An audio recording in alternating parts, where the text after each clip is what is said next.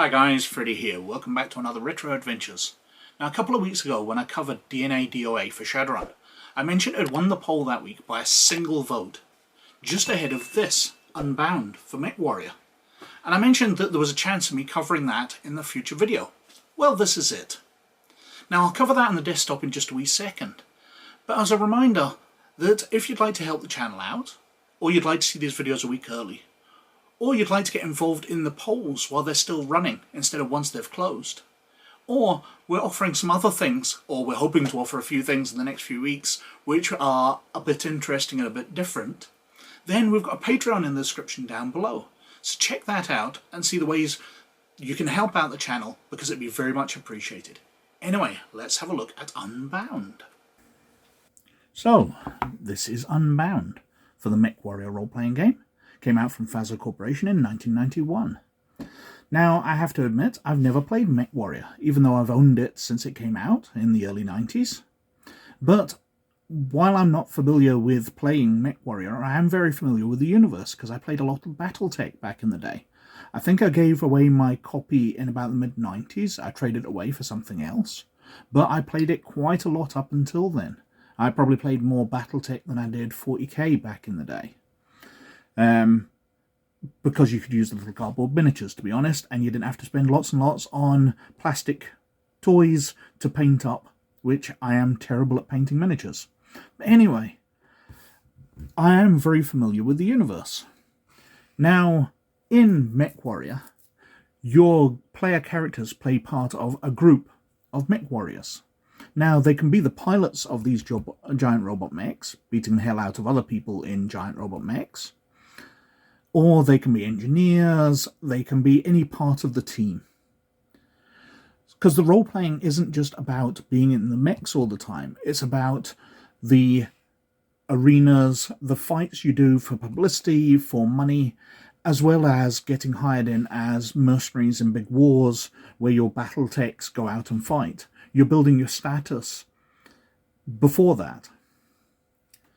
Now, having not played the game, I was very surprised on reading this adventure, because it really is heavily bound into the politics, where I expected the adventures to be on a much lower level, where you would be almost like Shadowrunners and not involved in the corporate politics and the governments and all that.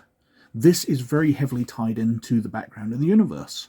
I thought that would all just be setting and you wouldn't be as involved as much. But anyway, let's have a look at the back cover.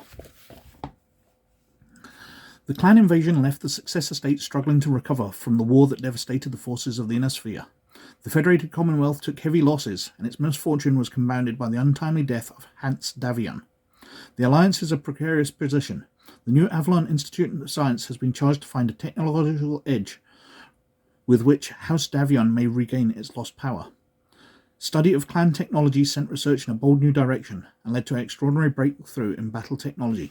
Unfortunately, the Federated Commonwealth's salvation is in the hands of a madman. Unbound is a role-playing adventure set in the BattleTech universe of 3053 on the game world of Solaris 7. The player characters become involved in a struggle for control of radical new technology that could change the balance of power in the Inner Sphere. The adventure also includes several new mechs and a selection of new tech from one of the new Avalon's top research and development teams. So basically that's what this adventure is about. The players get involved in searching for a science team who has disappeared. They have developed radical new technology for controlling mechs. So instead of the pilots sitting in the head, you can put them in a more defended position and connect their brains directly to the mechs. That's the big radical breakthrough that's come about, slaving the systems of the battle mech straight to the person's brain, which makes them far more efficient, far more dangerous in combat, and putting the pilot in a more secure position makes them far more survivable. This is all pluses. Plus there's a bunch of new weapons they've developed. But this research team's totally disappeared. It turns out that the head of the team stole the technology, and the team itself is out to redeem themselves by catching it. So, we've got an introduction telling us what's happened. with the story so far, detailing that Professor Burt Cale was a respected scientist, and he developed all this stuff, and then he went on the run with it. The science team has gone after him, and they have set up their own group of warriors to be able to challenge him, because he is testing out his technology on the BattleTech or BattleMech circuit. So we've got a plot synopsis here, getting started, how they get involved. They're hired by the government. We've got them watching as they're hired. They get shown a video of a fight which involves one of these new BattleMechs, and they see the head of the BattleMech get destroyed, but they're told that the pilot was fighting the very next day. So they know something's very different. We've got the situation as they make contact. They're trying to get involved in the group of the 7 Deadly Sins stable of warriors, which is the researchers themselves. So we've got various people they meet as they try and make contact. There's a complication in a bar fight. Then we're on to the proving ground, where the players have to prove themselves. Complication, there's an enemy action happening. Then we've got, once they've proven themselves, they become part of the 7 Deadly Sins. So they can start meeting people, and there's pieces of research that they can do. They can check up on the BattleMechs that the 7 Deadly Sins are working on, trying to work out these new technology. Different people they meet. And we're going straight on to the situation. Because they've ingratiated themselves with the 7 Deadly Sins as professional pilots, because the researchers are not professional pilots, so they've hired in some pilots to test their new mechs, they have to take part in a fight. And this details that. Complication, mob power, as fans, or a fan of them, gets involved. And they've got a showdown. So they receive news, or the 7 Deadly Sins receive news, that Cale has agreed to fight them. So they get to put their BattleMechs up against the prototype that he's created, called the Prometheus. There's an ambush and various things. And then, when the players get back, they find the warehouse that the 7 Deadly Sins were based is deserted. Because the 7 Deadly Sins have basically turned themselves in. They think they've got enough information. We carry on through that. We've got power play. So, the player's part in the Nasset's plan to capture Cale is a rematch between the Deadly Sins and the Renegade Scientist.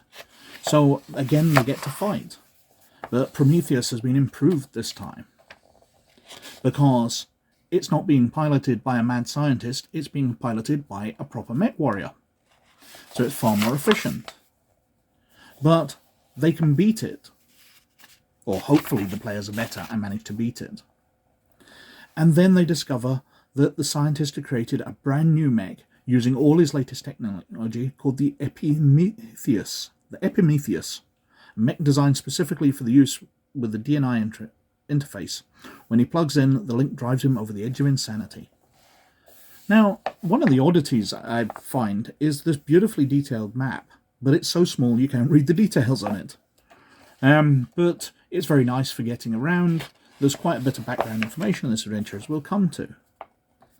There's a complication, and then we've got the end game after they've beat the scientist and they've retrieved the technology for the people that have hired them, and perhaps it's been stolen on.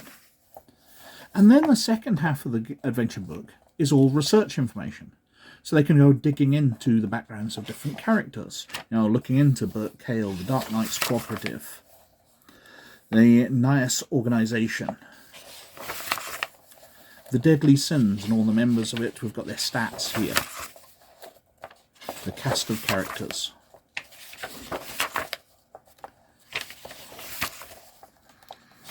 The professor himself, the evil, or the mad professor. Let's not call him evil, he's just mad. We've got different locations, so a high-class bar where they'll meet up with people.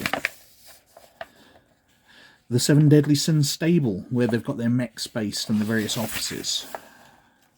the pit where they take part in the arena battles.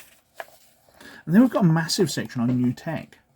Well, this is where this adventure veers a bit away, because this new tech isn't featured anywhere but this adventure. It's stuff which never went anywhere in the BattleTech universe. So we've got these control systems, the direct neural interface, with lovely artwork showing the sort of skull jacks and how it interfaces with the brain and all that. Really nicely illustrated. We've got different types of ordnance, different weapons here, buzzsaws, thunderbolt, ground-to-ground missiles, different swords, silver bullet Gauss guns, new defensive systems, cooling systems, jump packs, blue shield projects. And then we've got some new battle mechs. So the P1WF Wildfire. Skipping more pages, we've got the Prometheus itself, which is supposed to be a bit of a junker.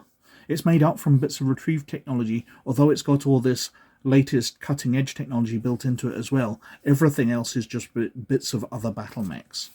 And then we've got the Epimetheus, I keep tripping over that name, which is a custom-built battle mech to use all this new technology.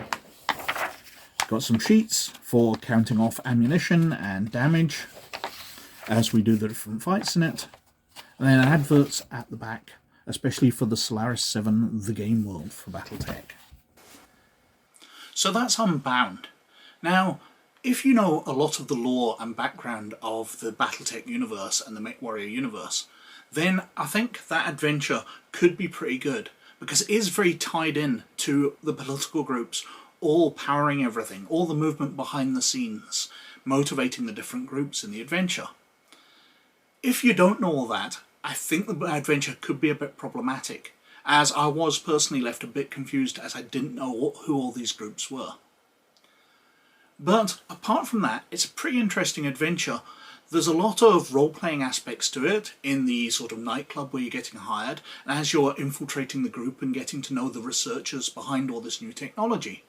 A lot of role-playing aspects there, as well as some good BattleTech fights as you take this new tech and get involved in it all and prove yourselves to the group and defeat the evil scientist at the end. Really good stuff in there, tying the two games together very well.